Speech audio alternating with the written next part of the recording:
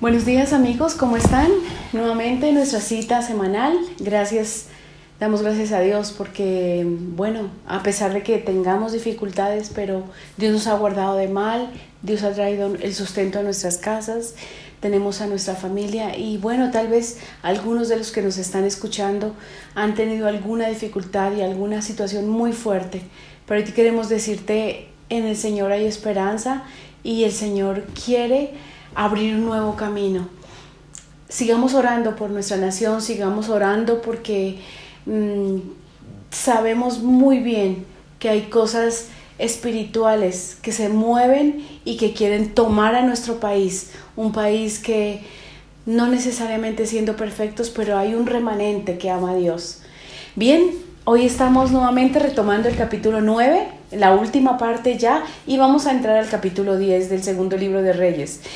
La última parte del capítulo 9 vemos cómo la profecía que fue dada a Elías y que es hecha una realidad en cabeza de Jehú, ya él es colocado como rey del reino del norte, ya ha matado al hijo de Acab, a Joram, y también al rey del sur, que es Ocosías.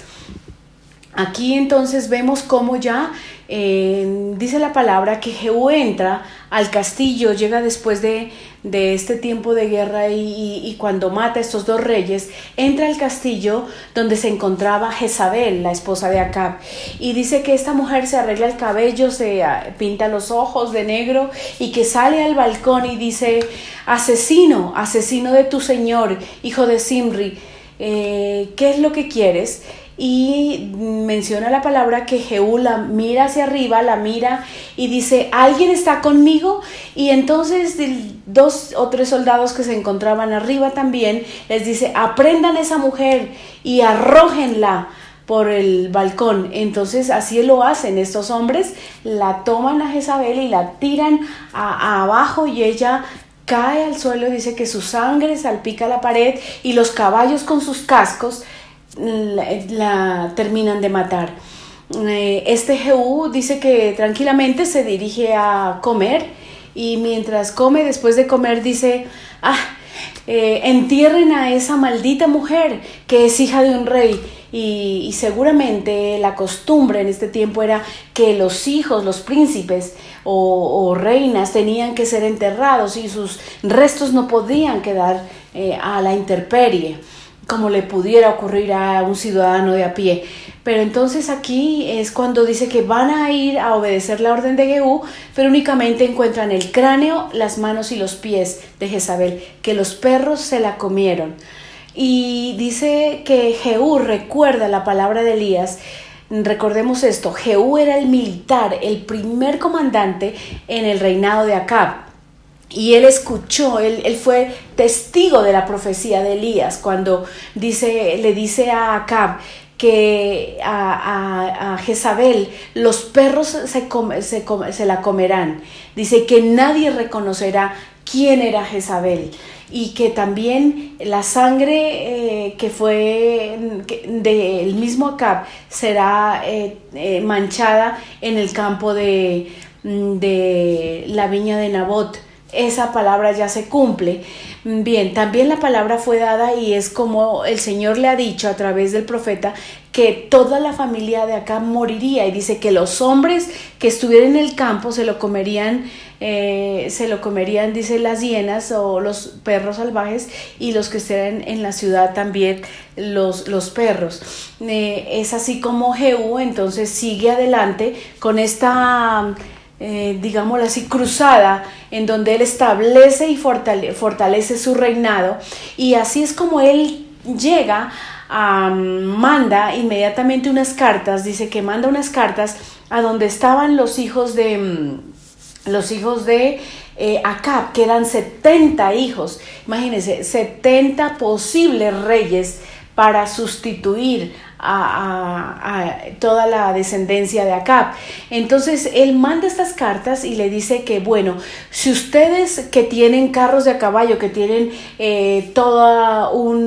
tienen la milicia, tienen dinero, pueden, por favor pongan un rey ustedes, pero que se prepare, porque yo voy a venir contra él.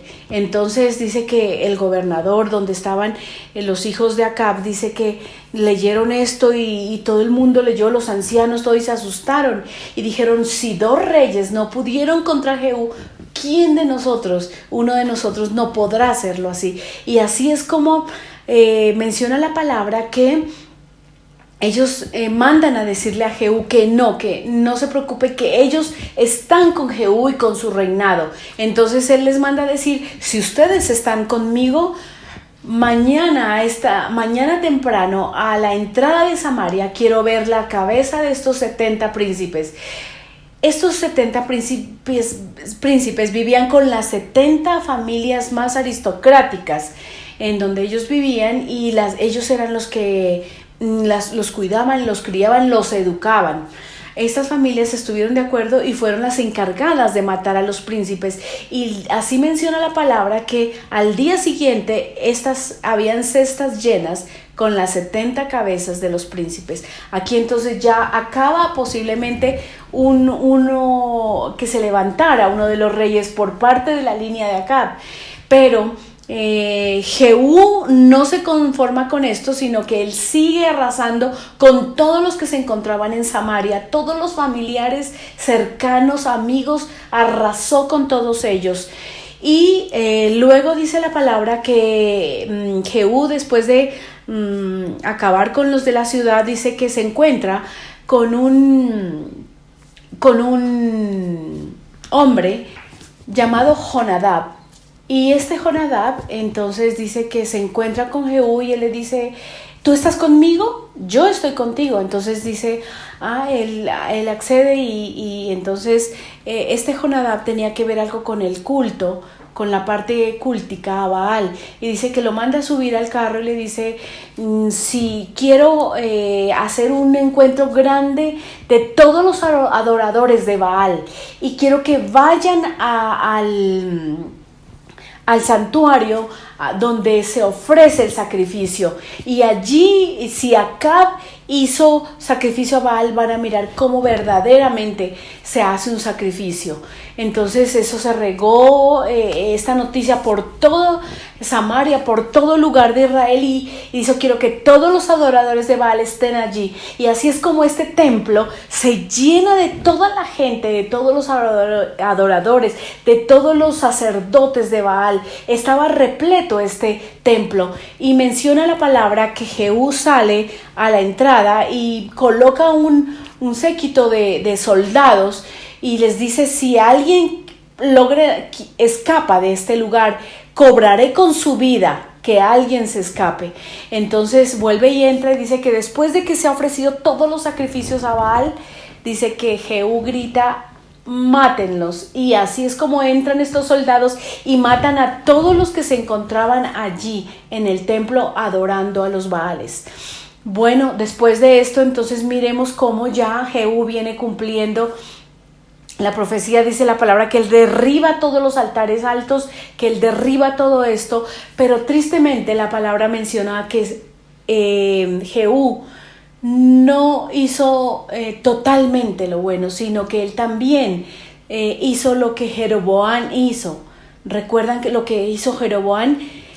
Hay que recordar esto, porque Jeroboam, sí, él fue el que artífice de la adoración a los Baales, pero él inició quitando la adoración en el reinado del sur, que era donde se adoraba, y lo que hizo fue colocar en el reino del norte, en una ciudad que se adoraba a quién, y les colocó unos becerros de oro. Pues Jehú se inclinó hacia la adoración a estos becerros. La idolatría es abominación a los ojos del Señor. Y aquí es donde entonces Jehú, dice la palabra, que todo lo que él hizo y lo demás que hizo está escrito en el libro de las Crónicas. 28 años gobernó Jehú. También menciona la palabra que el territorio de Israel fue empezado a ser disminuido. fue más pequeño porque Hazael, el rey sirio, venía haciendo una cruzada y logrando obtener estos territorios para los sirios. Así es como termina aquí el capítulo 10 y bueno, todavía ya vemos que no hemos mencionado cuál es el rey que sucedería abajo en el reino del sur después de que Ocosías ha muerto. Lo veremos en la próxima clase. Bien, reflexión para este tiempo de estudio.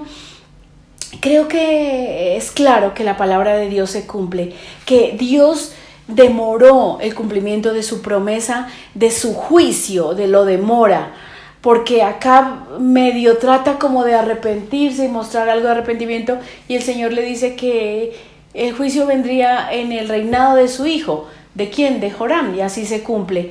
Y así es como allí luego veremos cómo toda esta profecía viene cumpliéndose, y vemos cómo el juicio de Dios viene, se cumple, pero vemos también un hombre que Dios levanta nuevamente. Miren, otra vez se repite, un hombre que Dios levanta por su misericordia, que lo coloca como rey, pero que su corazón, luego de hacer una cruzada, de ser un valiente, de exponer su vida misma, de levantarse, sostener su reinado, su corazón se tuerce nuevamente. Otra vez vemos algo tremendo en los hombres que el Señor levanta, porque esa es la naturaleza del hombre, ¿saben? Es una naturaleza caída, y allí es donde Jehú deja crecer esa idolatría en su vida.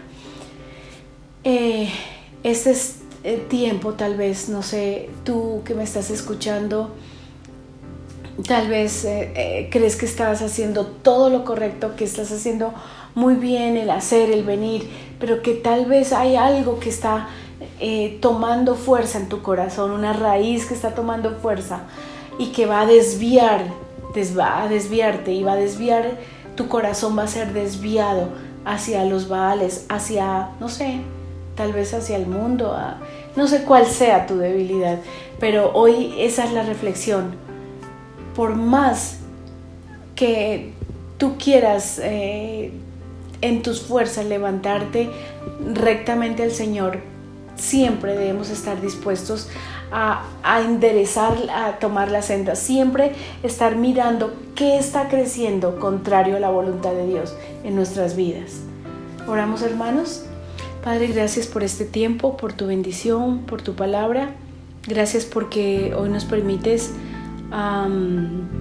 ver que tú eres un Dios de amor, de misericordia, pero también de juicio, y que tu palabra se cumple, que tú hablas tu palabra y esa se cumple inminentemente. Señor, hoy estamos aquí, escudriña nuestros corazones. Tú sabes, Señor, lo que hay en nuestro corazón realmente. Podemos engañar a todos, al mundo, pero a ti no, Señor. Ayúdanos y muéstranos, como dijeras y como dice tu palabra, Señor, muéstrales, abre sus ojos para que vean, abre nuestros ojos para que veamos, Padre, en el nombre de Jesús. Gracias, Señor, te damos. Bueno, hermanos, nuevamente sigamos orando por nuestro país, sigamos orando porque las fuerzas del mal se están moviendo. Y hay muchas circunstancias que se mueven por la maldad del hombre, tanto de los que creemos que deben hacer el bien, como de los otros que creen que están haciendo bien. Sus acciones no son lo que deben ser. Oremos por nuestro país, oremos por el mundo entero, porque este es un mal de todo el mundo. Damos gracias a Dios por el tiempo de alabanza que viene, por la predicación del pastor Gregorio. Dios les bendiga, hermanos, nos vemos en 8 días. Buenos días, iglesia. Los invitamos a abrir sus Biblias en Juan capítulo 4, versículo 23 al 24. Dice así: pero se acerca el tiempo, de hecho ya ha llegado, cuando los verdaderos adoradores adorarán al Padre en espíritu y en verdad. El Padre busca personas que lo adoren de esa manera, pues Dios es espíritu. Por eso, todos los que lo adoran deben hacerlo en espíritu y en verdad. ¿Pero qué es en espíritu y en verdad? En verdad se refiere a la obediencia, a sus mandatos, a obedecer de corazón y no por obligación, así como hemos visto con las iglesias, los mensajes a las iglesias en Apocalipsis, que es no por obligación, sino de corazón obedecer a Dios. Y en espíritu, con el fruto del Espíritu Santo. Si el Espíritu está en ti, va a ser evidente el fruto de su Espíritu Santo. Amor, gozo, paz, paciencia, mansedumbre, templanza y bueno.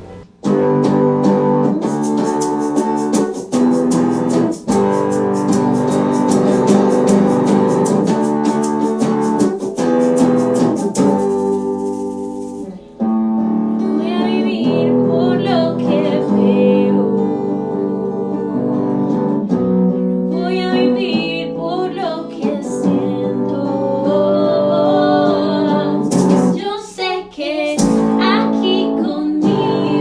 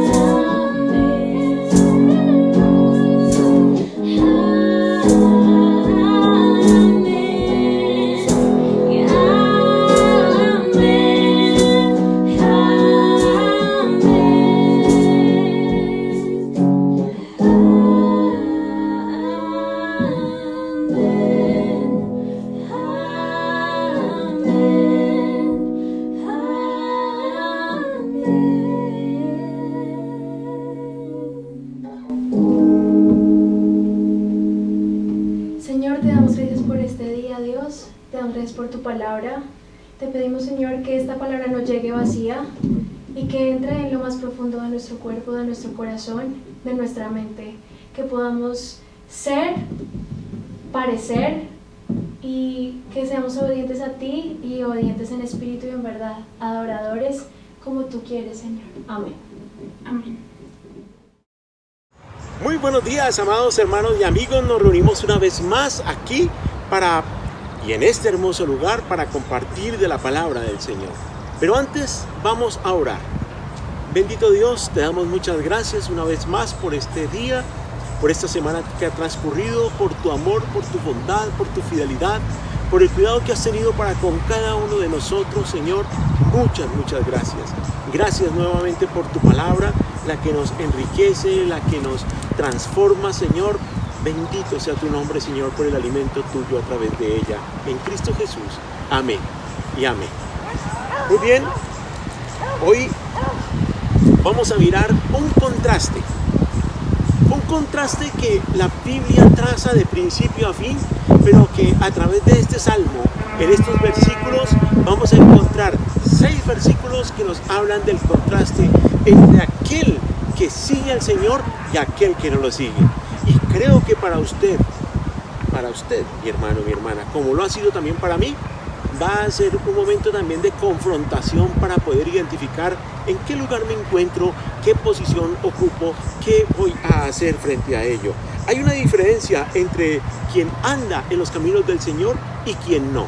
Y en el Salmo 1, el primero de los 150 salmos, y es un salmo que incluso ni siquiera tiene título, vamos a encontrar lo siguiente. Dice la Escritura así: Bienaventurado el varón que no anduvo en consejo de malos, ni estuvo en camino de pecadores, ni en silla de escarnecedores se ha sentado, sino que en la ley de Jehová está su delicia, y en su ley medita de día y de noche. Será como árbol plantado junto a corrientes de aguas, que da su fruto en su tiempo, y su hoja no cae, y todo lo que hace prosperará. No así los malos, que son como el tamo que arrebata el viento. Por tanto, no se levantarán los malos en el juicio, ni los pecadores en la congregación de los justos, porque Jehová conoce el camino de los justos, mas la senda de los malos perecerá. En estos 6 versículos vamos a encontrar en los primeros 3 aquel que teme al Señor, aquel que anda en sus caminos, y en los otros 3 vamos a encontrar lo que ocurre con aquel que no. Dice la Escritura en los versículos, y vamos a ver, por ejemplo, lo que nos dice el versículo 1. El versículo 1, a pesar de que muchos dicen, ¿cómo va a ser que la palabra de Dios sea de prohibiciones, sea de que no hagas esto, no aquello? Pero ¿sabe una cosa? Necesariamente una persona que camina en los caminos del Señor tiene que tomar la decisión de abandonar algo. Tiene que tomar esa decisión de dejar a un lado algo. Y esos algo son los que muchas veces algunos tienen prevención, porque pueden constituir el no hagas, no digas, no. Pero veamos qué dice el Señor en su palabra. Dice, bienaventurado. ¿Qué quiere decir bienaventurado? ¡Qué alegría! Dios bendice. Dichoso aquel. Eso es la bienaventuranza. De hecho, el Sermón del Monte comienza el Señor Jesucristo hablando de las bienaventuranzas así, y que tienen una relación muy directa con este mensaje y con este salmo. Bienaventurado, bienaventurado es, bienaventurado, dichoso, con la bendición de Dios cuenta a aquel que, y así comienza este salmo, y así comienzan los 150 salmos, mis hermanos. Bienaventurado, bendecido sea aquel, qué alegría para aquel que, ¿qué? ¿Sí? Y entonces comienza a hablar de los no, que no anduvo en consejo de malos. 3 aspectos trata. El primero, no anduvo en el consejo, era aquel que no acudió a lo que los que no tienen el temor de Dios en su corazón han de aconsejar. Hagamos esto, hagamos aquello, yo te recomiendo que hagas esto. Tienes un conflicto en tu hogar, tienes problemas con tu familia, olvídate, camina, vamos allí. Tienes un problema con tu esposo, tienes un problema con tu esposa, pero ¿qué te pasa? Tú puedes refrescar tu relación, pero al margen de ella, al margen de él, vamos allí. No, hay que ganar dinero como sea, vamos, tenemos que conseguir una posición, falsifiquemos. ¿Cómo voy yo en este negocio? Son cosas que el Señor nos está advirtiendo acá. Bienaventurado aquel que no anduvo en ese tipo de consejos. Pero también hay otro no. Dice la Escritura, ni estuvo en camino de pecadores. Notemos que ya no solamente es andar, sino estar en el camino de un pecador, ¿sí? Y que cuando hace referencia a pecadores, todos somos pecadores. La Escritura dice, no hay justo ni aun uno. Todos hemos pecado, todos hemos hecho lo malo. Pero cuando hace referencia aquí al camino de pecadores, es ese permanente andar de una persona en asuntos que no están conforme al corazón de Dios, en asuntos que le hacen daño a sí mismo y en asuntos que son lesivos y le hacen daño también al prójimo. El pecador, aquel que practica el pecado, es lo que está haciendo referencia a este salmo.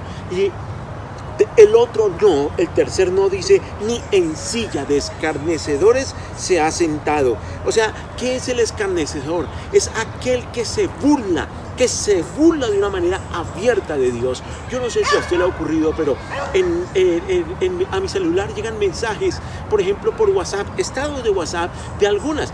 Gracias al Señor que no son muchas, realmente son muy contadas las personas que hacen mofa del Evangelio, que hacen mofa de Dios, que hacen mofa del Hijo de Dios, que se burlan de Él. Cuando el Señor habla, que está hablando de blasfemos, o sea, de aquellos que toman por burla lo que es Dios, quién es Él, lo que Él representa y lo que Él hace. Y aquí el Señor nos está hablando de una gradualidad. Noten que comienza diciendo el que anda, luego dice el que está y el que se sienta. El que anda en consejo de malos es aquel que está de alguna manera auscultando, no el consejo de Dios. La Escritura dice que en la multitud de consejeros hay sabiduría, pero consejeros fundamentados en la palabra, consejeros que tienen un criterio que va conforme al corazón de Dios. Pero ¿puede uno en un momento dado andar en un consejo de malos? Sí, usted y yo podemos llegar a pasar por ese momento, máximo en estas etapas tan difíciles que estamos pasando, y aquí en nuestra nación, en Colombia, aquí particularmente en Bogotá, en donde las personas tienden a arrastrar a otros, a presionarles, a decirles vamos, hagamos, seamos, ¿sí? Y el Señor está diciendo anduvo, anda. Mientras que en la siguiente dice la Escritura está. Ese estar ya implica asumir una posición. Estoy con. Ya es como pasar de una posición circunstancial a algo mucho más permanente. ¿Estar en qué? Dice aquí la Escritura, en el camino. Ustedes ven este camino. Y estar en el camino es como si dos nos colocáramos acá y fuéramos transitando por esta senda, porque los dos estamos de acuerdo. La Escritura dice en Amós, andarán dos juntos si no estuviesen de acuerdo. Cuando uno anda en camino de pecadores, está con ellos caminando en ese camino, es porque en su corazón algo hay de acuerdo en cuanto a eso. Es porque en su corazón está abrigando a hacer lo mismo y ser lo mismo que esa persona. Y luego dice, y se sienta. Sentarse, mis hermanos, ya es asumir una posición de acomodarse, de estar en una plenitud con aquel que se burla tajantemente de Dios. Y permítame decirle que esta palabra no es solo para aquellos que no están en los caminos del Señor, sino que esta palabra es tanto para usted como para mí, que estamos en los caminos del Señor, y que en un momento dado, por congraciarnos, por tener un sentido de aceptación, porque podamos ser recibidos por otros, porque no seamos rechazados, porque no se nos diga, uy, es que este es un fanático, porque como que se nos eche la mano al hombro, usted sí es de esos cristianos que son chéveres, terminamos sentándonos en lo que no es y terminamos participando de la mofa de Dios, ¿sí? Pero ¿sabe una cosa? Además de que nos habla de esos no, también está hablando de unos sí. Y eso nos encontramos en el versículo 2, que dice, sino que en la ley de Jehová está su delicia, y en su ley medita de día y de noche. Qué hermoso es esto. Sino que en lugar de, ahora, ¿qué hace? En la ley de Jehová, en su palabra está su delicia, y en ella medita de día y de noche. ¿Qué implica eso? Se deleita, implica que la lee con gusto, que la estudia, que se alimenta de ella, que procura ajustar su vida conforme a lo que en ella está escrita, que cuando tiene que tomar una decisión, su guía es la palabra de Dios, que cuando tiene que buscar un consejo, lo busca primeramente en la palabra del Señor. Viene sabiduría sabido que aquí hay consejos para matrimonios, para el hombre, para la mujer, para los hijos, para los padres, para los casados, para el manejo de las finanzas, para el manejo de una empresa. Incluso aquí hay consejos sabios en esta escritura. Pero el Señor aquí nos reitera que dice, sino que en la ley de Jehová está su delicia. Pero algo también muy importante, que en ella medita de día y de noche. Seguramente usted alguna vez ha experimentado el no poder desayunar y tener que salir sin desayunar de su casa y sentirá ese vacío y dirá, tengo hambre, tengo esa necesidad, y busca la manera de picar alguna cosa porque la necesita. Aquel hombre que se deleita, aquella mujer que se deleita en la palabra del Señor de día y de noche, siente la inminente necesidad de reflexionar en ella y siente esa hambre y esa sed por la palabra del Señor.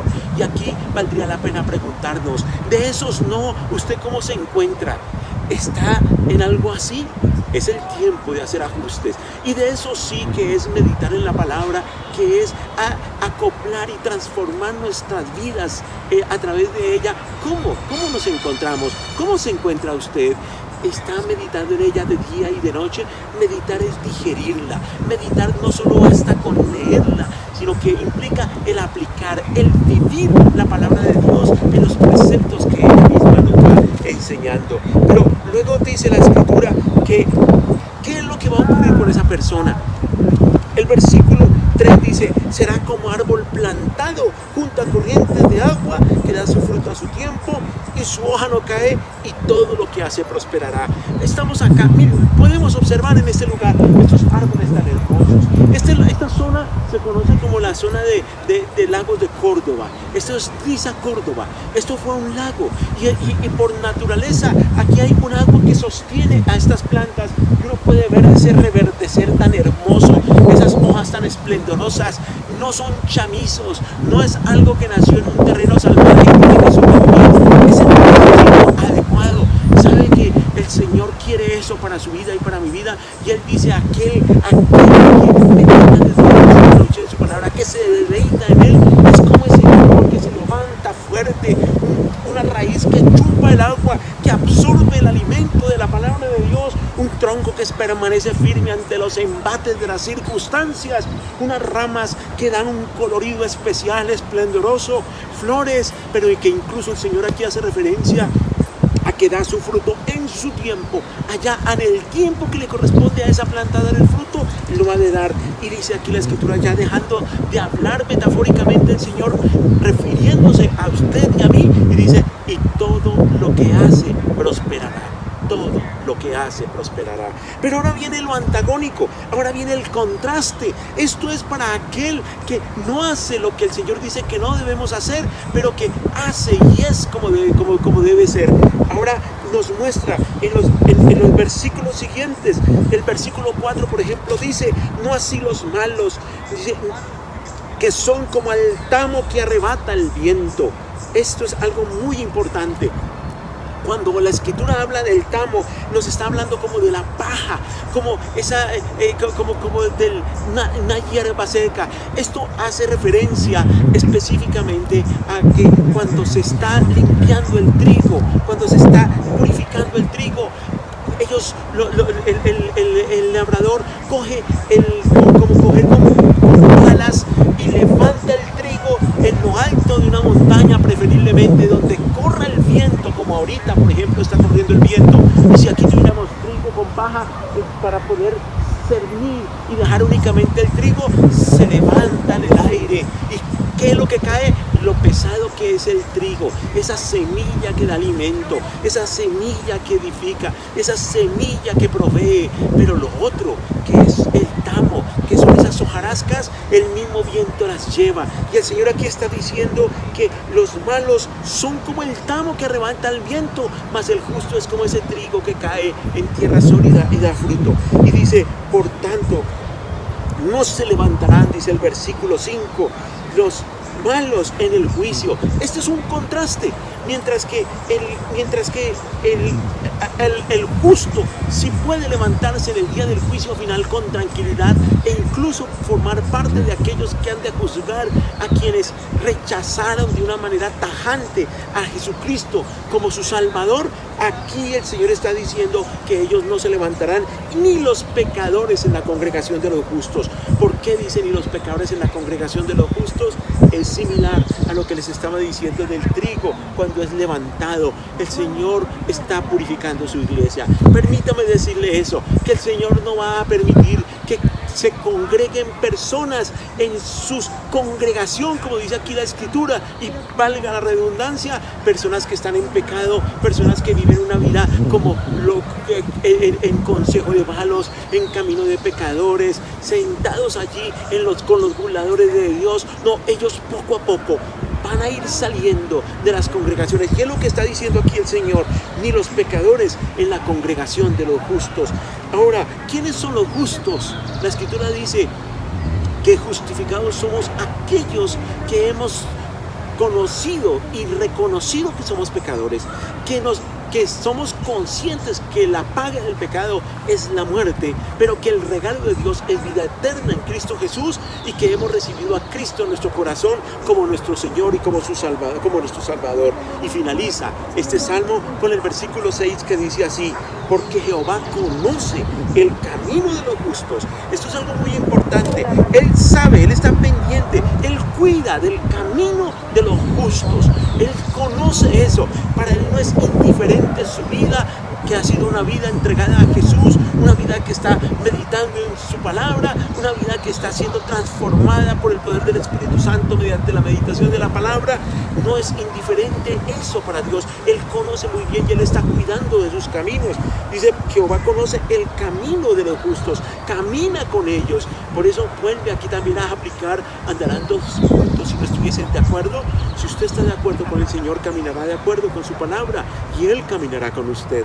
Pero luego dice: mas la senda de los justos, mas la senda de los malos perecerá. Es claro en esto. ¿Qué es lo que implica senda? Un caminar. ¿Hacia dónde va? Dice: mas la senda. ¿Hacia dónde van los malos? ¿Qué va a pasar? Es un camino que lleva a la perdición, es un camino que lleva al fracaso, es un camino que lleva a la destrucción, es un camino que lleva a la muerte. Es interesante ver cómo este salmo comienza con una palabra que dice bienaventurados y termina con otra que dice perecerá. Bienaventurados los que andan conforme al corazón del Señor, basados en su palabra. Perecerán aquellos que hacen a un lado, burladores, escarnecedores del Señor, que no vuelven su corazón a Él. Mis hermanos, creo que el Señor nos está hablando en este contraste algo muy importante, pero hay algo que marca la diferencia. ¿Qué es lo que rompe? ¿Qué es lo que hace que usted pertenezca a aquellos que son bienaventurados o a aquellos que perecerán? Lo encontramos en el versículo 2 cuando dice: sino que en la ley de Jehová está su delicia, y en su ley medita de día y de noche. Hoy el Señor nos está llamando una vez más a centrar nuestras vidas en su palabra. Una vez más el Señor nos está insistiendo su benevolencia, la bondad, la bendición que existe para aquel que persiste en el meditar y en el vivir su palabra a plenitud. Pero también el Señor está haciendo algo muy claro y está siendo muy directo. He podido predicar hasta el versículo 2. Incluso he podido predicar hasta el versículo 3, en donde viene esa grandeza de bondad cuando dice que todo lo que hace prosperará. Pero el Salmo incluye 6 versículos en donde deja muy claro lo que ocurre con aquel que no está haciendo eso. Y creo que el Señor lo está haciendo por amor y misericordia, para que si usted está militando en los caminos del Señor, si juntos estamos militando en Él, tengamos cuidado de esos 3 no que nos señala el versículo 1 y afirmemos ese sí que nos dice el versículo 2, guardando la confianza de que en su tiempo el Señor nos llevará de victoria en victoria, como dice el Señor, que la senda de los justos es como la luz de la aurora que va creciendo en cada instante hasta que el día aclara. Eso es lo que le espera a usted, eso es lo que me espera a mí si caminamos conforme a esto. Pero si por alguna circunstancia, en alguna razón, usted se identifica con aquel, incluso estando congregándose, habiendo dicho que ha recibido a Cristo en su corazón, con aquel que uno de esos no en plenitud, debes saber que el Señor hoy le está diciendo: haz a un lado eso, porque yo quiero bendecirte, yo quiero levantarte, yo quiero que no seas como el tamo que se lleva el viento, como esa paja frágil que sale volando, sino que des fruto. Y yo quiero que hoy reacciones. ¿Cuál es el camino que estás siguiendo? ¿Qué consejo estás escuchando? ¿Con quién estás caminando? ¿Con quién te estás sentando? ¿Son burladores de mí? Si es así, no vendas tu fe, no la regales, no te vendas, no seas cobarde, levántate y fortalécete, porque necesitas fortalecerte en ti. Eso creo que nos dice hoy el Señor. Pero si usted es de aquellos que no ha tenido ese encuentro personal con el Señor, hoy se da cuenta que el Señor le está hablando cuál es el final de ese camino que está siguiendo. El Señor le está invitando a que vuelva a Él, a que se entregue a Él y a que le busque de acuerdo con lo que dice su palabra y viva una vida que igual todos pasamos por momentos difíciles, por momentos cruciales, pero el Señor quiere decir en esta mañana, quiere decirle, amado amigo, yo quiero que tú pertenezcas a esos que están narrados en los primeros 3 versículos de este salmo. No quisiera ver que perezcas sin mí. Yo te amo y he entregado a mi Hijo Jesucristo. Lo he dado por ti, a pesar de que eres tú quien deberías pagar. Eso nos dice el Señor, pero yo he dado a mi Hijo en sacrificio por ti. El Señor nos está invitando hoy a volver nuestro corazón a Él y a volver nuestro corazón a su palabra. Bendito sea su nombre. Vamos a orar. Amado Padre, te damos muchas gracias por esta tu palabra. Te damos muchas gracias por lo que nos has hablado a través de ella. Queda en nosotros ahora tomar una decisión. ¿Qué vamos a hacer con esta palabra? Vamos a insistir en algo que tú nos estás advirtiendo que nos lleva al final a una senda de muerte. Podemos devolver nuestros pasos para ajustarnos a lo que tú nos has hablado en esta mañana. Gracias por cada uno de los que está escuchando este mensaje. Gracias, Señor, por tu Espíritu Santo. En el nombre de Jesús. Amén y amén. Usted va a ser sometido a presiones durante este tiempo. Le recomiendo, sopese eso con la palabra del Señor. Ella es la que le va a decir en realidad cuál consejo y cuál camino es el que debe seguir. Esta semana, con toda seguridad, usted va a ser desafiado con esta palabra y de aquí en adelante